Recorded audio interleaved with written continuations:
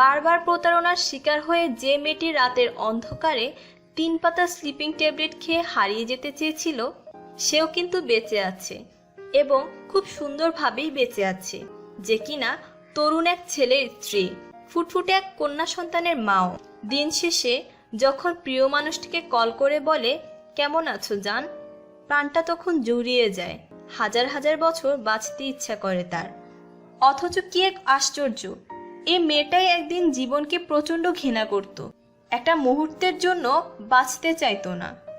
যে ছেলেটিকে আমি চিনি, সে 4 বছর আগেও ছ্যাঁকা খেয়ে 2 বার সুসাইড করতে চেয়েছিল।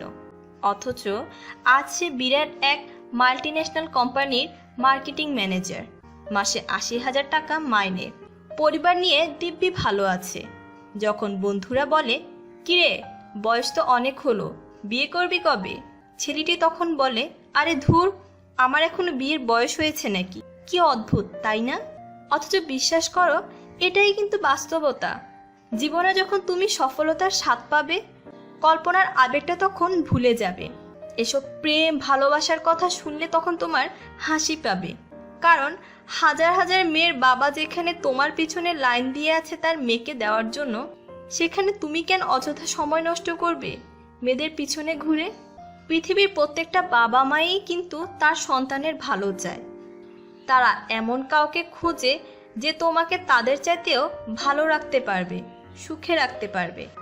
অথচ তুমি কিনা একটি মানুষকে ভালোবাসতে না পেরে নিজেকে শেষ করে দিতে চাও।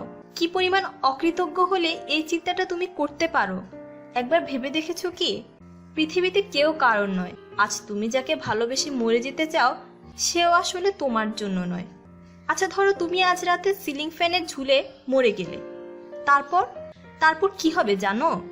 না, জানো না। সকালে পুলিশ এসে তোমাকে নামাবে, বাবা মা আত্মীয় স্বজন এসে হাউমাউ করে কিছুক্ষণ কান্নাকাটি করবে, এরপর গোসল করিয়ে তোমাকে কাফন পরানো হবে, আর জানাজা শেষ হইলে কবর দেওয়া হবে। ব্যাস এইটুকুই। এরপর এক এক করে প্রিয়জনরা তোমার বাড়ি ছেড়ে চলে যাবে।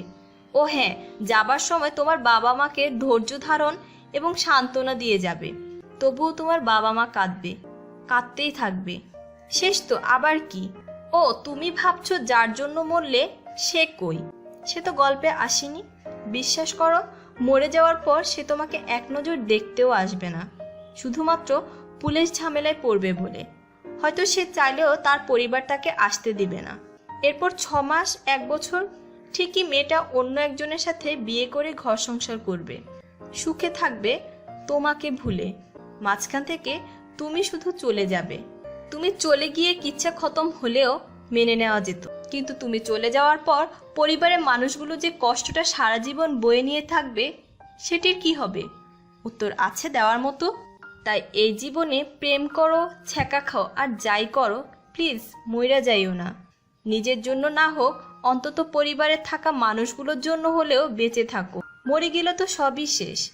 বেঁচে থেকে মানুষগুলোকে দেখিয়ে দাও না তুমিও পারো, তুমিও সবার থেকে আলাদা।